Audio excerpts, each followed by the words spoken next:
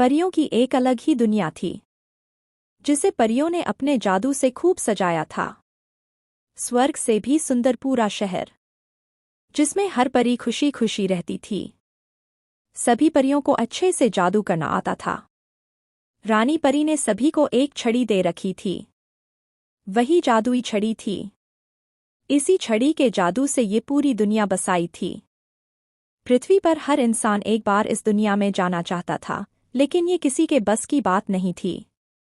रानी परी की एक छोटी सी बेटी थी, चंचल। वह पूरे दिन परीलोक में उड़ती रहती थी। चंचल के पास एक छोटी सी छड़ी थी, जिसे वह जब भी ऊपर करके कहती, मुझे आसमान में ले चलो, तो वह आसमान में पहुंच जाती थी।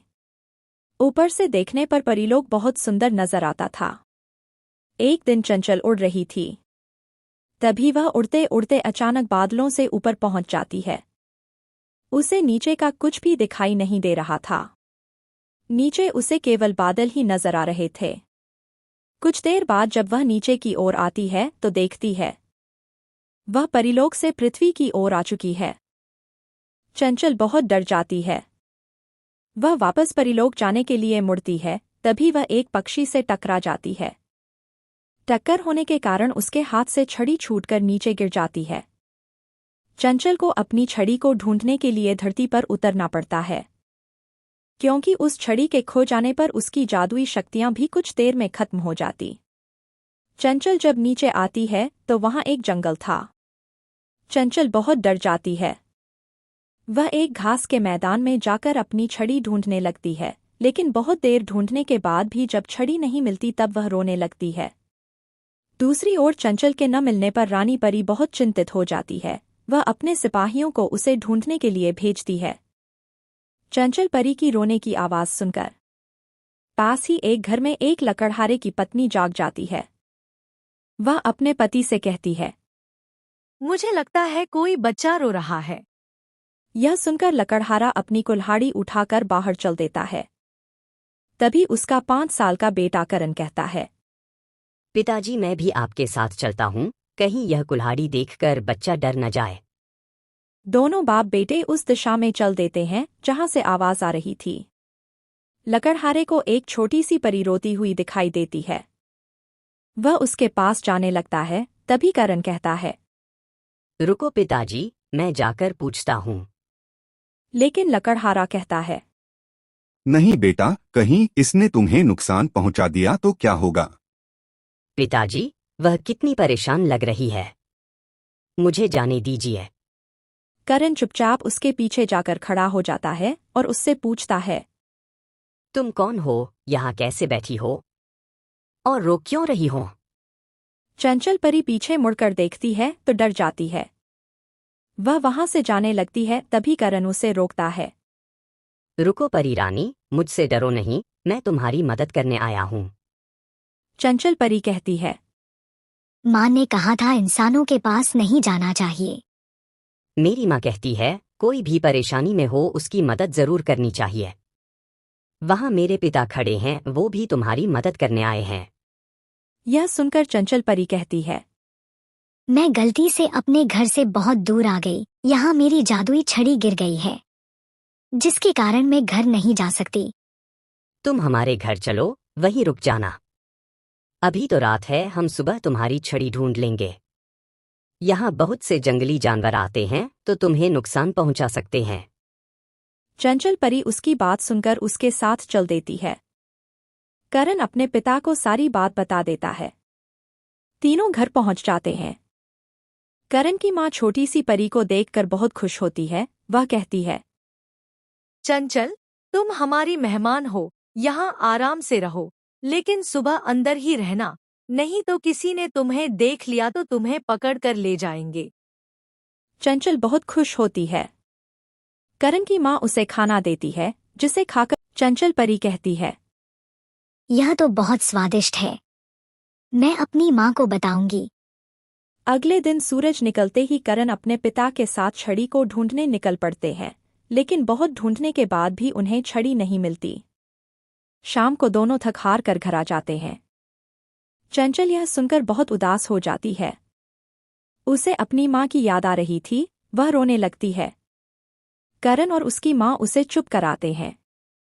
अगले दिन दोनों बाप बेटे फिर से नई जगह छड़ी ढूंढने जाते हैं। जब उन्हें कहीं भी छड़ी नहीं मिलती तो वे अपने घर के लिए खाने का सामान लेने बाजार में जाते हैं। लकड़हारा जब सामान खरीद रहा था तभी करण की नज़र पास ही में सुनार की दुकान पर रखी एक छड़ी की ओर जाती है। वह सोने की तरह चमक रही थी।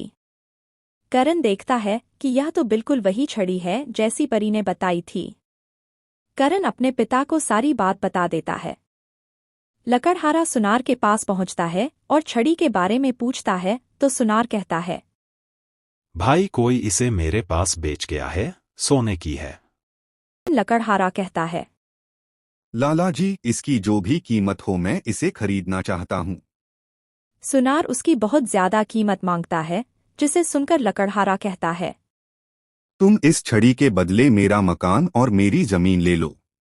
सुनार मान जाता है। वह लकड़हारे से कहता है, कल मैं आऊंगा, तू मकान खाली कर दियो। ये ले छड़ी। करण छड़ी लेकर बहुत खुश होता है। दोनों घर आ जाते हैं। करण चंचल को छड़ी दे देता है। चंचल छड़ी पाकर बहुत खुश होती है। चंचल परी कहती है, आपने मेरी बहुत मदद की है। मैं आपको हमेशा याद रखूंगी और आपसे मिलने आऊंगी। करण की माँ कहती है, ठीक है बेटी, हम भी तुमसे मिलकर बहुत खुश हैं। तीनों मिलकर चंचल परी को विदा करते हैं। चंचल परी छड़ी की मदद से उड़कर बादलों के पार चली जाती है। उसके जाने के बाद तीनों बहुत उदास हो जाते हैं क्योंकि उनका घर और जमीन चली गई थी। सुबह तक तीनों अपना सामान बांध रहे थे तभी सुनार आ जाता है। तीनों एक बैलगाड़ी में अपना सामान रखकर वहां से चले जाते हैं। सुनार घर को अपने कब्जे में ले लेता है। लकड़हारा अपनी पत्नी और बच्चे के साथ पास ही के जंगल में एक तंबू बनाकर रहने लगता है। दूसरी ओर जब चंचल वापस परीलोक में पहुंचती है तो उसकी माँ बहुत खुश होती है। चंचल अपनी माँ को सारी बात बताती है।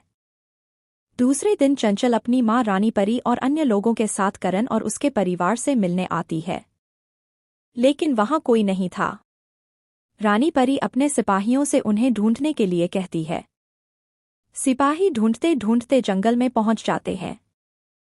वहां उन्हें लकड़हारा और उसका परिवार मिल जाता है। वे तीनों को लेकर रानी परी के पास पहुंचते हैं। रानी परी को सारी बात का पता लगता है। रानी परी कहती है, तुमने मेरी बच्ची की जान बचाने के लिए उसे हमसे मिलवाने के लिए अपना सब कुछ गवा दिया। करण की माँ कहती है, महारानी जी, हमने इसे अपनी बेटी माना था। ये आपसे मिलने के लिए बहुत उदास थी, इसलिए इसकी खुशी से अधिक हमें कुछ नहीं लगा। रानी परी अपने सिपाहियों को भेजकर सुनार को छड़ी से दुगना सोना देकर मकान और जमीन छुड़वा लेती है। करण और उसके परिवार को वापस अपना घर मिल जाता है। जब वे घर के अंदर जाते हैं तो उनके घर में सोने चांदी का भंडार लगा हुआ था। रानी परी कहती है, ये खजाना कभी खाली नहीं होगा। करण की माँ कहती है, ये सब हमने किसी लालच में नहीं किया था। रानी परी बोली, ये मैं अपनी खुशी से दे रही हूँ और हाँ, हम तुमसे मिलने आते रहेंगे। अब हमें जाना होगा। रानी परी चंचल को लेकर चली जाती है। करण और उसका परिवार बहुत मजे से रहने लगते हैं।